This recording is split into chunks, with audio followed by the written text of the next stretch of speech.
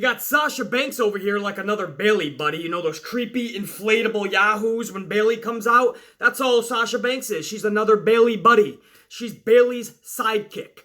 What's happening to Sasha Banks over on Raw is absolutely criminal, just like what's happening to Ronda Rousey cheerleading for Natalya all the fucking time is absolutely criminal.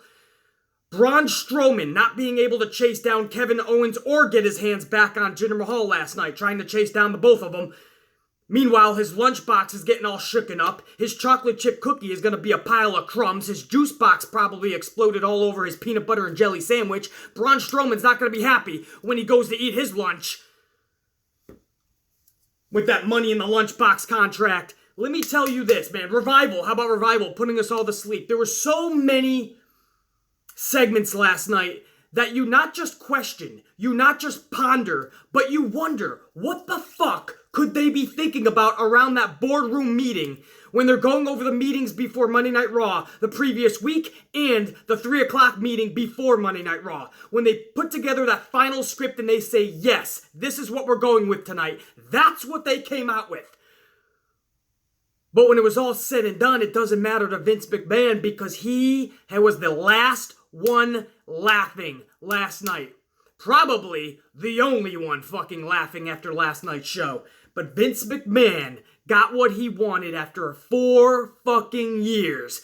He had a shitload of that crowd chanting, "We want Roman." Finally, for one night, don't get it twisted, for one night in Miami in 2018, Vince McMahon will always remember that moment where a shitload of fans were absolutely chanting, "We want Roman." For one night in Miami in 2018, Vince McMahon got his wish.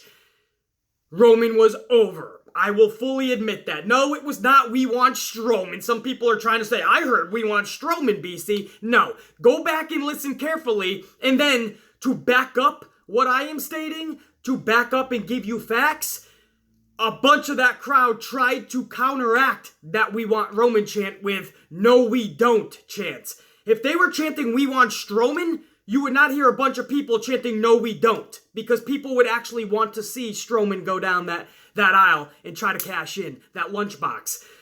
So you know damn well it was "We want Roman" chants. That's why people had to start up a "No, we don't" chant.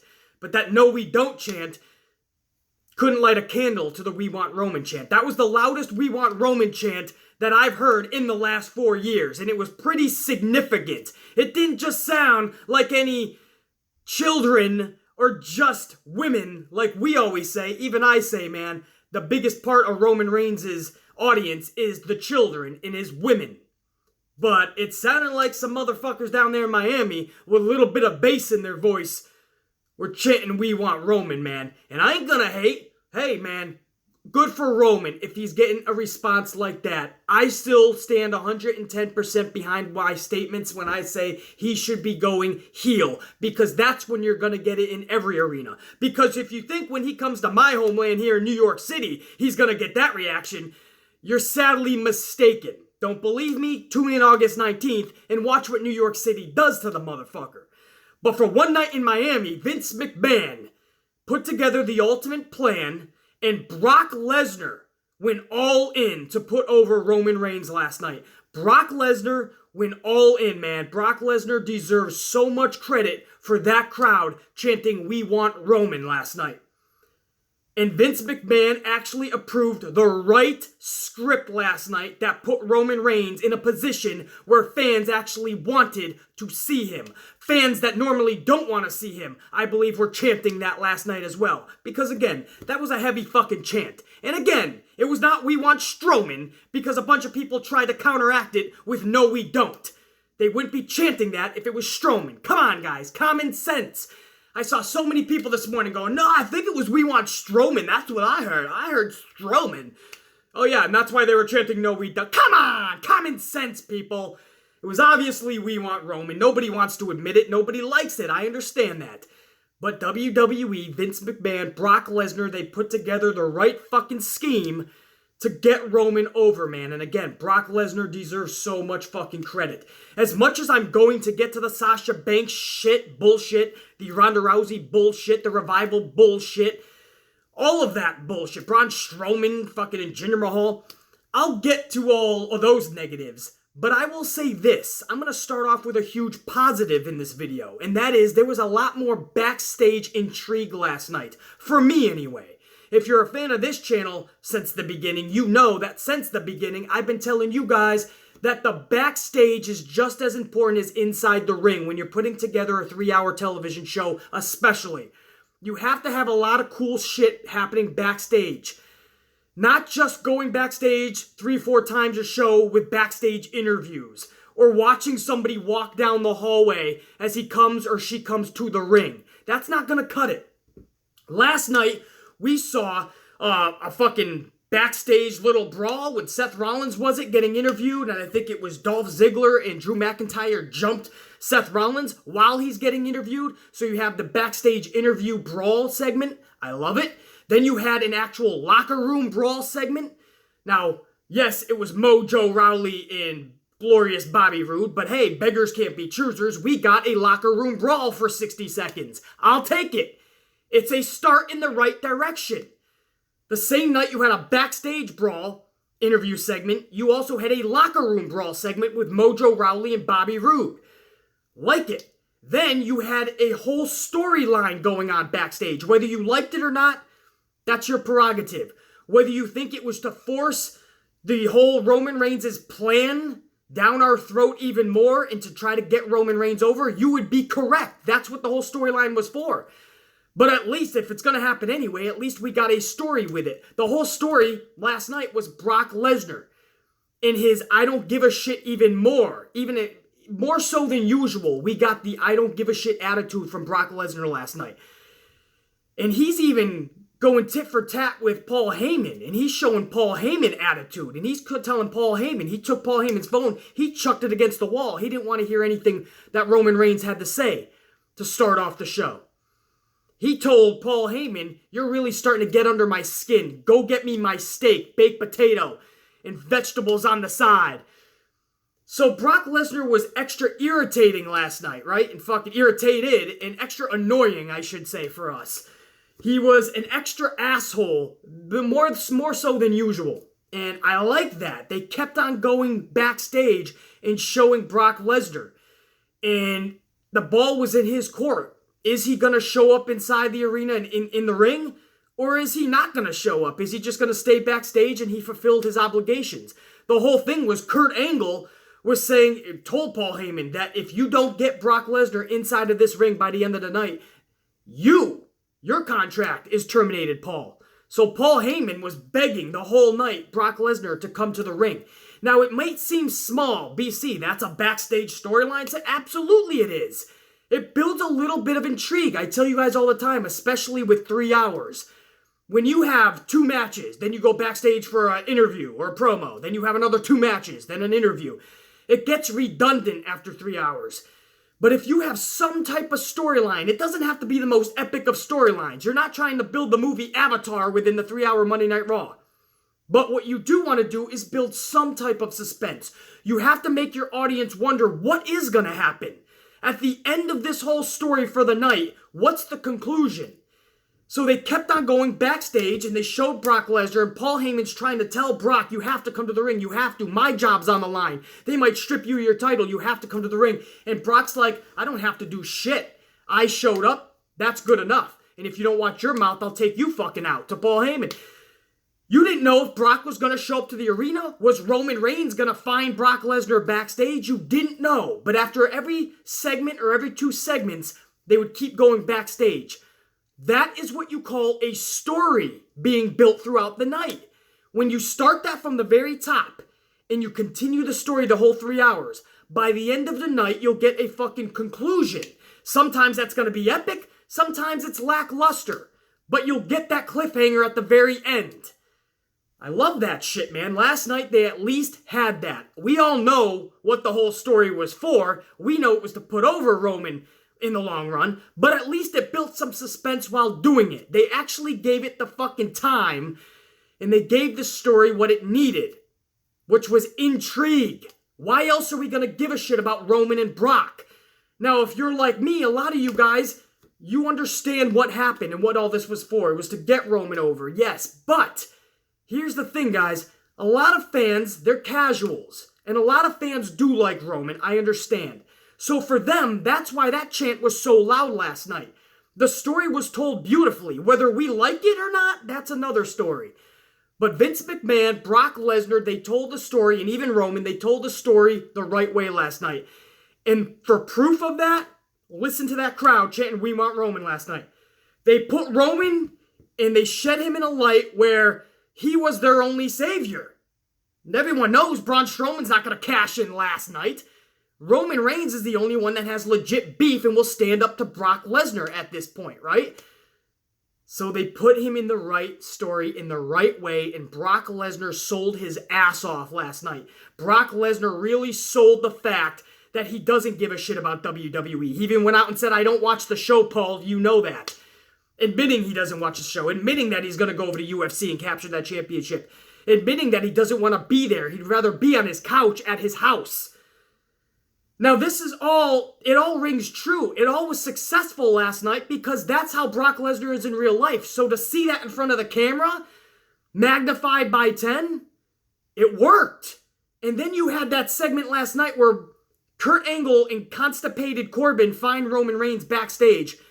And Kurt Angle informs Roman Reigns that he just got off the phone with Stephanie McMahon and Stephanie wants Roman Reigns escorted out of the building.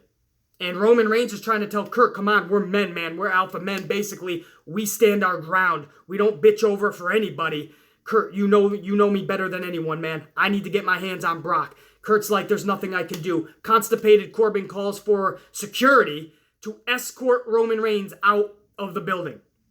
And the whole time, Roman Reigns isn't even looking at constipated Corbin. He's just looking at Kurt, and I'm like, Kurt can't do anything. He's under orders from Stephanie McMahon. So why is Roman eyeing down Angle? But right before he leaves out that door with security, Roman takes a look at Baron Corbin, doesn't say a word, and smacks that motherfucker right in the jaw. Takes him out one punch. Constipated Corbin is face first into a pile of chairs. So I thought that was fucking beautiful. And that set up the ending of the night when Brock Lesnar came to the ring, F5'd Kurt Angle after going up face to face with Kurt Angle and said, "You got a problem with me?" Then Brock Lesnar goes to constipated Corbin and says, "Do you have a problem with me?" And then he laughs and he picks Kurt Angle up for an F5. He goes over to Corbin, constipated Corbin, fucking tucks his tail between his legs and he hightails it out. Corbin does the only thing he can do. Fucking run for your life. But Brock Lesnar wasn't done. Paul Heyman's got a smile on his face. Brock Lesnar takes Paul Heyman, takes him by the face, and puts him down to the canvas.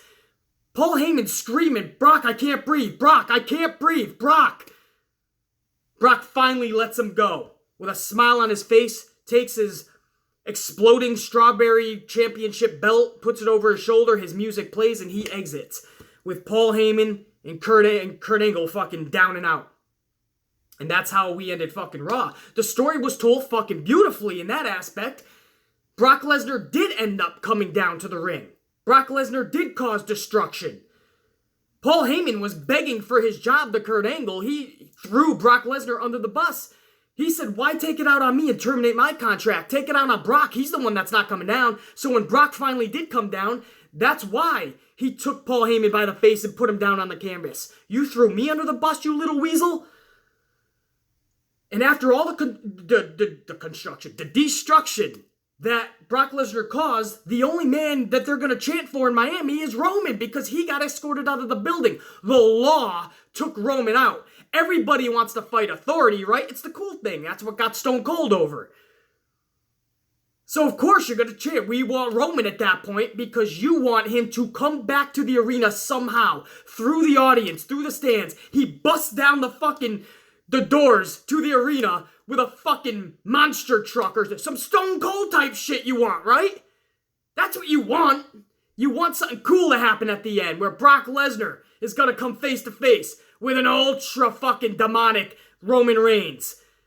You tried kicking me out of the building, didn't work. I left, but only for a moment, and now I'm back with fucking vengeance. But it never happened. But it's that suspense. Brock Lesnar's tearing the fuck out of the place. Who's going to save the day? Strowman's not going to come and cash in, obviously. Who's going to save the day? It's going to be Roman, right? He just got escorted out of the building. We've seen it before where they come back and they're extra pissed off and they're wreaking havoc. If I was booking that, Roman comes back, Roman and Brock start brawling outside of the ring, up the rampway, backstage, out of the arena, into the fucking streets. And that's where we fade to black and Raw goes off the air. But we didn't get that. We just got Brock Lesnar, F5 and Kurt Angle, taking down Paul Heyman, sending a message, and going up the rampway. Roman Reigns was nowhere even in the building, supposedly, storyline-wise at that point. We fade to black, Raw goes off the air. Again, whether we like it or not, doesn't matter. The story was told beautifully. And to prove that, listen to the crowd at the end of that segment. Before Raw goes off the air. A lot of that fucking arena. A lot. This was not a little. Was screaming out, "We want Roman." For one night, Vince McMahon ended Raw the way he wanted to from the very beginning 4 years ago. It took 4 years. But Monday Night Raw ended with "We want Roman." And if you listen closely, you hear that core group chanting, "No, we don't." So they tried to stand up against the fucking authority. But Roman Reigns got over for one night in Miami because the story was told beautiful and Brock Lesnar sold the shit out of the story. Brock Lesnar deserves so much credit for that chant that Roman got last night. That's the fucking truth. Roman busted his ass trying to get there, I understand. Vince McMahon has tried everything under the sun to get him there. The writing staff has tried everything under the sun to get him there. It all failed. Brock Lesnar deserves so much fucking credit, man, for playing that ultra evil villain last night. The guy that you really cannot stand. But he played it even more so last night. For one night in Miami, Vince McMahon will always remember July 30th, 2018, Miami, Florida. The one night his whole fucking master plan became a success. But Vince McMahon, you're in for a rude awakening. If you think that's going to happen August 19th, you got another thing coming. Because New York City is not going to roll over that easy. But enjoy your victory, Mr. McMahon. Well played last night. Well fucking played.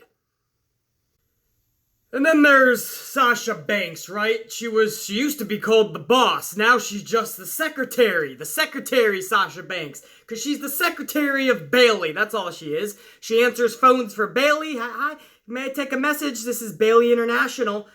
Bayley's away from her office right now. Can I take any messages for Bayley? Oh, Bayley, you need a coffee? Let me get 2 creams and 4 sugars, right? Okay, coming right up. That's Sasha Banks now. Anything Bayley needs, I'm going to be right there. I'm your little sidekick. Sasha Banks is a Bayley buddy now. She frail your little fucking arms, Sasha. Sasha Banks is a Bayley buddy. I've said this from day one, and you guys, if you're new to this channel, this is a pro Sasha Banks channel. Sasha Banks is one of my favorite all-time performers. That includes men. I am so high on Sasha Banks. Everybody knows that. This is going to be the hardest I've ever been on her, and rightfully so. Because I don't even care if this is just Vince McMahon creative, because she has just as much input in this as well. Because you can tell Sasha Banks is turning into a fucking Bayley. Backstage, it looks like. Social media, how she is backstage, stories that you hear. Sasha Banks is just happy to be traveling with her best friend now. She no longer wants to be the best. Sasha Banks she's happy being in a tag team with her best friend. They got matching jackets. They got matching little attire now, little costumes. She's with, what's better in life? I get to be with my best friend traveling the world. What's better? Fuck trying to be the fucking best. Fuck trying to stand up for your fucking spot in this business. Let's just roll over and just say, fuck it. Whatever shit you send my way, I will eat that shit. Have Alexa as your fucking champion. Have Carmella as your champion. I'm not gonna stand up to any fucking authority. I'm not gonna stand. Fuck it. I'm just happy to be traveling the fucking world with my best friend Bayley. The problem with that is you see how lopsided it is between the two. Something about, and I've said this from day one, something about Sasha and Bayley together. Sasha is so insecure, and I'm talking about Mercedes, the real woman behind Sasha Banks. Mercedes is such an insecure individual. I say this all the time. You can see it in her face. You can see it in her eyes. You can see it when she smiles. When she's having a good time and laughing. You see that little girl in her. You see this immense insecurity. And she looks at Bayley. I honestly believe this. She looks at Bayley, and in real life, I think Bayley is somebody she always wanted to be, but never could achieve, because that's something that's internal. That's something in your head. Bayley is just so carefree, and just everything is all rainbows and fucking bubbles and cupcakes. And I think Sasha had a harder time kind of growing up. Sasha Banks learned a lot more harsher lessons growing up. She couldn't really afford to have that luxury to think life is all rainbows and fucking cupcakes. Not saying Bayley didn't have hardships, but Sasha took a different road, and it was much harder on Sasha.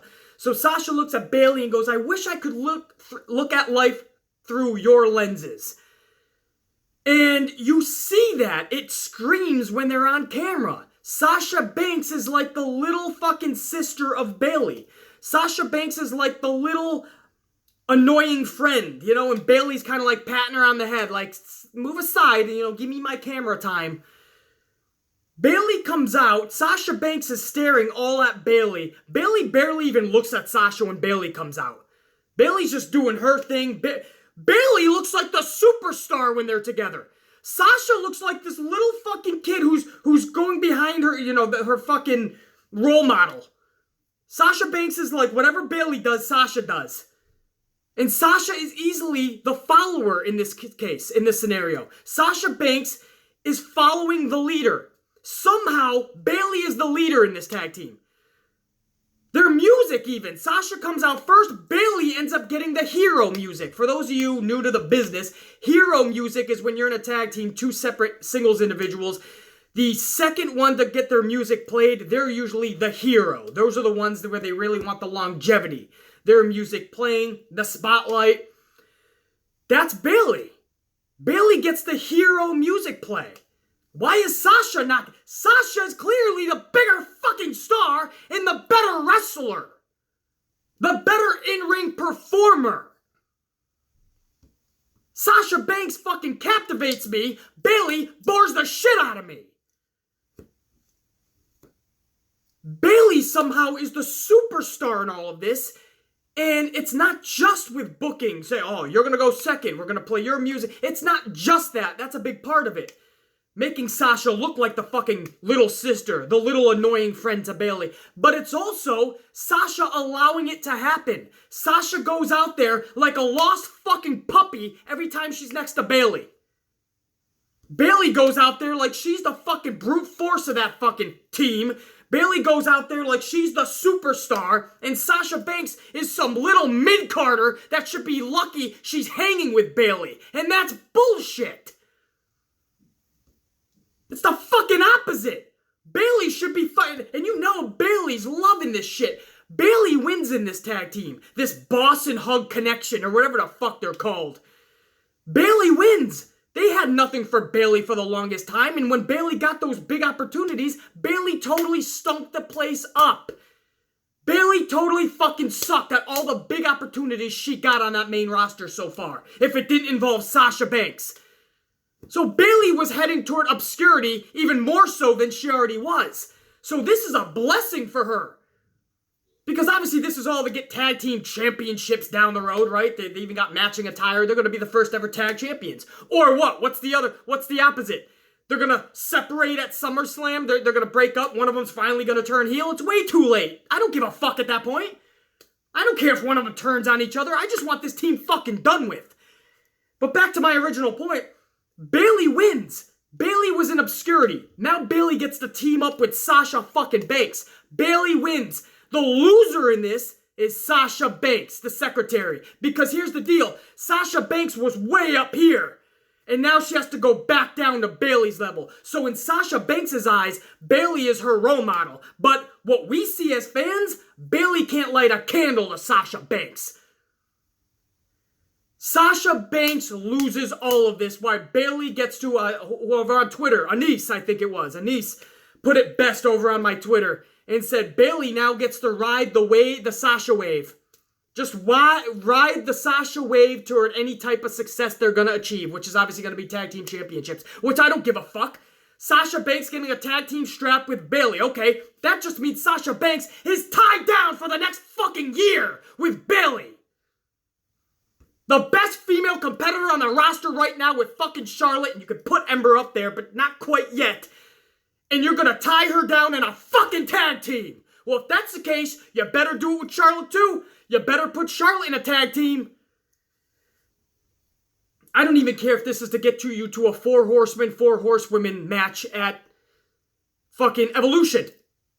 I don't want to see that right now. I wanted to see it 6 months ago. I don't want to see that now. What is the purpose of putting the 4 horsemen with the 4 horsewomen? I don't want to see Sasha Banks tied down with anybody right now. She should be going for gold on her own. Now I gotta see her with 3 other fucking females at Evolution to take on who? Ronda Rousey's the only superstar on the main roster. Shayna Baszler is only a superstar in NXT, and a lot of fans don't have NXT or don't watch. And the other 2 females, nobody knows! No matter what scenario you give me with this tag team, this boss and hug fucking injustice, you're not gonna sell me on it. BC, they might break up with each other at SummerSlam and one will finally turn heel. Too late. Don't even give a fuck anymore. The only good thing with that is they finally separate. BC, they're gonna get tag team champion. First ever tag team women champion. I don't give a fuck. The best female competitor is tied down now in a tag team. I don't care if you put 10 titles on her. 10 tag team championships. Put the men's heavyweight championship on her. I wouldn't give a fuck. Or this is going to lead to them 2 teaming up with Becky and Charlotte, taking on Ronda. And that doesn't make even sense. Because the heroes will be Sasha and Charlotte's team, but Ronda is also a hero. So you're just putting heroes versus... Fuck it, man. And then Ronda is a hero, but Shayna Baszler is one of the big evil villains down in NXT, so now they're just best friends.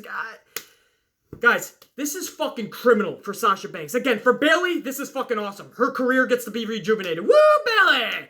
Sasha Banks gets to help out her best friend, and she gets to travel the world with her best friend. Life is good. Fuck trying to be the best in the business. Fuck trying to actually be the boss. I'm content with being the secretary. I'm content with being Bayley's bitch. That's right. I said it. It's fucking criminal. Sasha Banks deserves so much more. And backstage, maybe she does raise hell with creative and raise hell with Vince, and maybe she gets punished, and maybe that's what happens. She gets put in tag teams. I don't know. But I know if that's me, I'm not just going to eat the shit. If I'm standing up for something I truly believe in and I'm getting punished for it, I'm going to keep fighting. What's the worst that can happen? You fire me? Then I make just as much money, or at least get my fucking self-esteem and my fucking self-image back, and my respect back, and I go to ROH and kick ass? Or maybe I go to New Japan Pro Wrestling and become the biggest star fucking on the planet, and come back and shake all my fucking money and respect in your face, Vince. Maybe I do that. Maybe I just travel the independents and rock the fucking world. Sasha Banks isn't limited to WWE. It just looks like she just fucking is like, fuck, this is a good, comfortable position for me. I'm with my best friend, I travel the world, and eventually we'll even pick up tag team championships. That's not the fucking boss! I remember the boss down in NXT taking everything in her fucking way. Anything she wanted, she went out and she took. And she did it with mad skills in the ring, first of all, but she always had a plan. She went the extra mile. Now she's fucking a sidekick to a mid-carder. It's bullshit. The Boss and Hug Connection, the fuck out of here. And IBS for the Boss and Hug Connection. Get the fuck out. Fuck. Ronda Rousey. Ronda Rousey was being booked like the ultimate badass. The Stone Cold of today for the women, right? She was breaking the fucking law. She was on suspension. She's coming through the crowd, raising hell, getting resuspended. It was beautiful. Then they have her be a cheerleader to Natalya last night, man. I don't think that was the right way to book her in that instance, but that's the way they wanted to go against Alicia Fox. Alicia Fox ends up beating Natalya. This sends Ronda Rousey into a rage. Ronda Rousey actually gets her hands on Alicia Fox, totally knocks down Alicia Fox, knocks her down and out, but only for like fucking 30 seconds. Alicia Fox didn't sell that at all. And Alexa Bliss tries to run away. Ronda Rousey ends up getting Alexa Bliss. I was like, oh, fuck. Here we go. She got her hands on Alexa. But that's what I said. After like 10 seconds, Alicia Fox jumps up out of nowhere. I thought she was knocked out. Totally didn't sell. It was just messy at the end of this. Alicia Fox makes the save for Alexa Bliss and takes out Ronda Rousey. And I mean, Alicia Fox took Ronda Rousey to the outside and started chucking her into the barricades. Ronda Rousey was selling the fuck out of that, man. She was getting drilled into those barricades. She didn't hold nothing back. Ronda Rousey was the boss last night, the way she took those bumps. But again, even Ronda's selling at that point. She didn't, it was rushed. I felt it should have been sold another 10, 15, 20 seconds even at least. After about 15, 20 seconds, she jumps up. I think it wasn't their fault. Everything was rushed. I think everything, they had their timetable, man. They had to get everything done in 60 seconds. I don't know. But it looked messy. It looked rushed.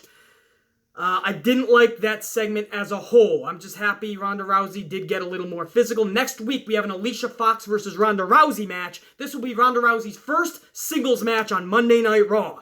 So it'll be cool to see her absolutely destroy Alicia Fox. Nothing but love for Alicia Fox, but motherfuckers got to start going down. Ronda Rousey's got to be that beast again that we saw the last several weeks. Just didn't see it last night. What else, guys? Finn Balor took on Constipated Corbin in a very long match. I think it was like 25 minutes, if not more. It was the majority of that first hour. Finn Balor taking a clean L to Constipated Corbin sucks for Balor, but it goes along with him flying more into obscurity. But for Constipated Corbin, that was a huge win, guys. I don't care about pay-per-view wins. I don't care about Money in the Bank, capturing that Money in the Bank briefcase. I don't care about any of that. That, I feel, was one of, if not the biggest win for Constipated Corbin. To give him that amount of time at the beginning of Raw, that long of a match, and have him beat somebody like Finn Balor clean, with the celebration afterwards. And after the match, he continued to attack Finn Balor. So not only did he win the match, but he looked more like a fucking destructive force after the match. Really big win and big moment for Constipated Corbin. I don't feel running away from Brock Lesnar later in the night did any damage to him. Because anybody in that position, the way Brock's mood was at that point, you're going to run away from Brock Lesnar. So I don't blame him for running away later. I don't think that damages him. I think that was a huge night for Constipated Corbin. Even taking the punch from Roman Reigns, I don't feel took away from him. I think Constipated Corbin, this was the best thing for him, this Constipated role. Because he's got this long match at the beginning of Raw. He's in these backstage segments with Kurt Angle. He's getting mixed up there with Roman Reigns. He's face to face with Brock Lesnar. He's in a lot of these segments. He's getting his face out there. He's getting that name recognition. This was a big night for Constipated Corbin. He had ups and downs within the night, but it was a big night for him. Again, Finn Balor, what the fuck's going on with that guy? We already went over that locker room brawl with Bobby Roode and Mojo. The backstage little brawl with Dolph Ziggler, Drew McIntyre, and Seth Rollins. And that's because Seth Rollins took on Drew McIntyre. And Seth Rollins won by DQ because Seth Rollins did the stomp to McIntyre. McIntyre was no doubt going to be pinned, but Dolph Ziggler jumped in. Disqualification. That's all we're seeing from McIntyre and Dolph. Just disqualification.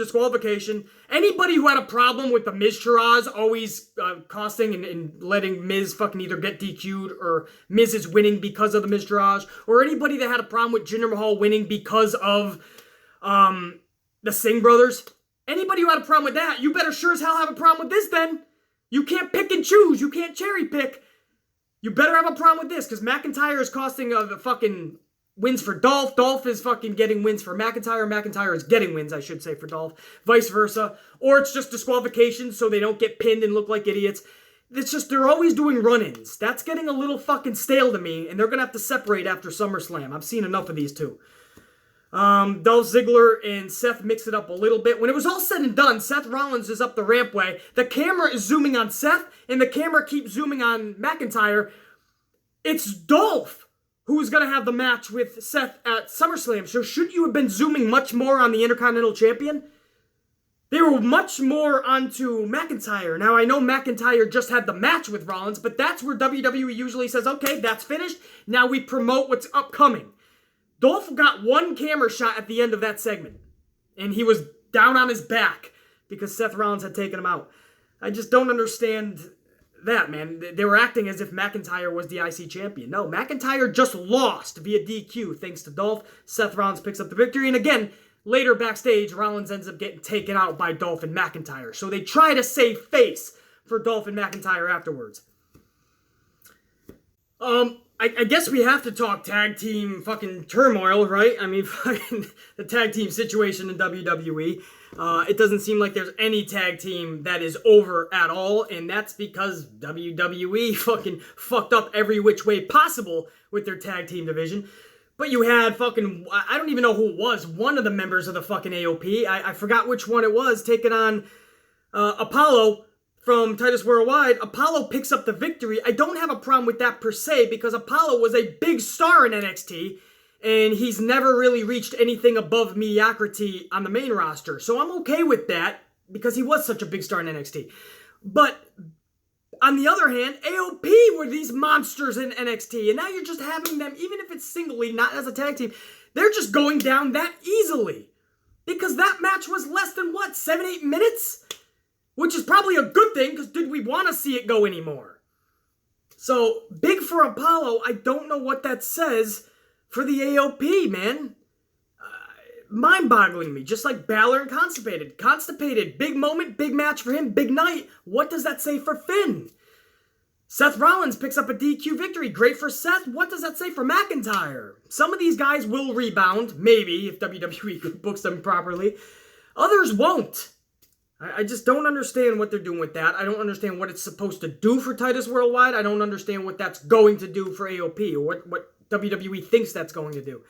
On the flip side of that, you had the B team come out face-to-face with, I call them the Wyatts, fucking Bray Wyatt and Matt Hardy. They're face-to-face. They're doing a fucking promo. I thought it was a decent promo for both.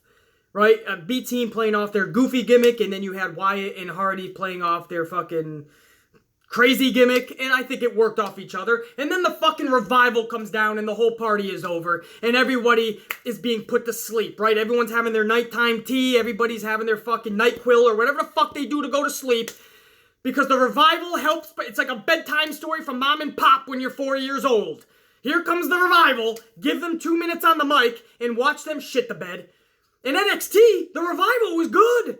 I remember, was it last year or the year before? They put on one of the matches of the year for me. The revival was a part of it down in NXT. So we know they could go in the ring.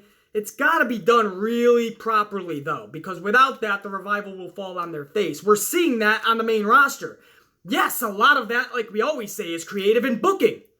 WWE not doing justice for them.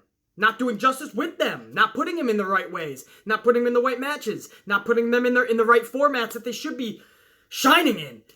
But the other side of that is, I told you from the day one, the revival is not going to connect with the main roster. They don't have the character. It worked in NXT. It will not here. I've said it from day one, and last night, what were you getting, guys? You were getting, what was it, fucking Revival took on... Again, I call them the Wyatts, Matt Hardy and Bray Wyatt versus the Revival. What did you get in that match? CM Punk chants, Rusev Day chants. I'm surprised you didn't get Beat the Traffic chants. The crowd was not interested from the moment the Revival came out. It's the truth. You can't blame all of them now. Now the leaders of worlds, I call them the Wyatts, they fucking weren't getting the biggest reaction either. The B team people are still trying to get accustomed to.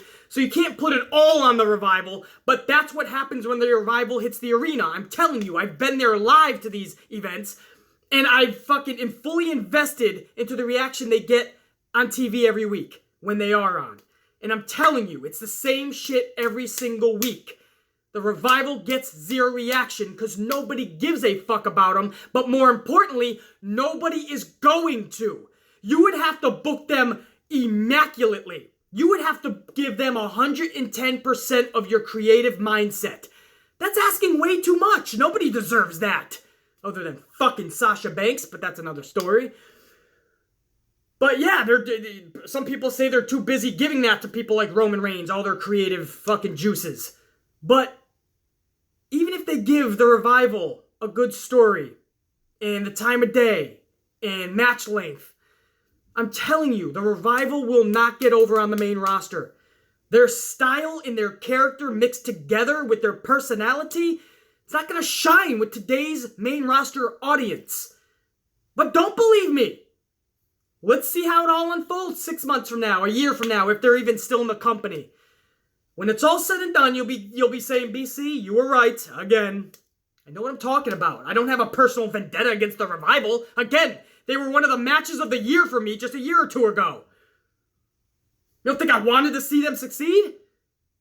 But I'm not stupid. I see what's going on. I see what works. I see what doesn't. I see what could work. I see what's not going to ever work. Revival will never get over. Those chants last night during the tag team match with the Leaders of Worlds versus the Revival, man, you should not be getting that, man. You should not. That shit that I expect now from Roman Reigns matches. And again, Roman Reigns is a good wrestler, I feel. It's nothing against his performance. It's just people are trying to stand up and say we don't want Roman in these spots. Unless you're from Miami. But I expect that from there, man. Now we're getting it in the tag team matches. That tag team division needs a serious reload. And it has to start, not tomorrow, it has to start tonight on SmackDown, man. Because I think SmackDown's tag team division also is heading that fucking way. It's a little bit better. It's got the superstars. But without the right storylines, people could be bored as fuck with them as well. How many times can you see the Usos versus the New Day? Do the Bludgeon Brothers really get that much of an immaculate reaction? No, they don't. Sanity is lost in obscurity already, and they just debuted a month or two ago. They gotta be careful too. Just like Raw, SmackDown might be headed downward spiral with their tag division. So basically, the whole company needs to rehaul their division. Instead, they're putting all their time and energy in making a tag team of Sasha Banks, the secretary, and the boss, Bayley. Please. Fucking A, man. Should we just stop there? I think that was everything, guys. That was the most fucking of Raw anyway. That was the high points. That was most of the shit. I talked about the whole Brock Lesnar storyline behind the scenes, if he's going to come out to ringside or not. Roman Reigns getting kicked out and being escorted out by security. Kurt Angle telling Paul Heyman, if Brock doesn't show up, your contract's terminated. I talked all about that. A good story was told. I didn't talk about how Raw really started, though. That was Roman Reigns just inside the ring, cutting a little promo and telling Paul Heyman that he is going to send Brock Lesnar back to UFC, but he ain't just going back to get the champion. He's going back as Roman's bitch. So again, Roman uses the word bitch to try to really get that crowd behind him. I don't blame him. Because when we hear the word bitch, right, we all kind of go, ooh, don't we still? I do. I'm like, oh, use bitch. Oh, shit. He's hardcore. But obviously we know why he was using it. And he used it, and it worked. Everyone was like, oh, mic drop. But we know what the whole deal was. So whatever, man. I felt it was not one of his worst promos, so that's good. It wasn't one of his best. But then again, that's not saying a lot either. Did he even have a best yet? But it was a good promo for Roman. Didn't stumble over it, didn't fuck it up, hit his bullet points. So can't trash that. Paul Heyman comes out and he's fucking just cuts a little promo with Roman, and that was the whole first segment. And then we started getting into the Brock Lesnar storyline backstage. So I think I covered everything, guys. That was it. That was Monday Night Raw. It would be a total shit show for me if it wasn't for the backstage activity. The backstage brawl, the locker room brawl, the storyline with Brock Lesnar, the camera keep going to the back, and we fucking see what Brock Lesnar and Paul Heyman are talking about, and it really built a little bit of suspense as what's going to happen at the end. Is Brock going to come out to ringside? Is Brock going to get jumped by Roman backstage? Is Kurt going to find Brock, fucking take the title? Could Braun Strowman cash in last night? And fucking maybe backstage, just Braun Strowman... I don't know, man. It leaves you a little bit of suspense, and it leaves everything up in the air as far as intrigue goes. That's why I love those storylines. So if it wasn't for the backstage shit last night, this would have been a shit show. But that saved the show for me. Not saying it was a good show by any means, but it saved the show for me. And it doesn't have me too fucking riled up. Speaking of Braun Strowman, as I mentioned a little bit earlier too, he took on Jinder Mahal. Kevin Owens got involved. It was a count out. Jinder Mahal wins the match. And Braun Strowman doesn't know who to go after. Fucking Kevin Owens, do I go over Jinder? And in the end, he doesn't get his hands on either one of them. So it's just Braun Strowman with a fucked up lunchbox. B motherfucking C! That was Monday Night Raw. I will see you guys tomorrow for SmackDown's review reaction. SmackDown tonight hopefully brings it. Hopefully is much better than Monday Night Raw. We'll see where the Miz and Daniel Bryan storyline goes to next.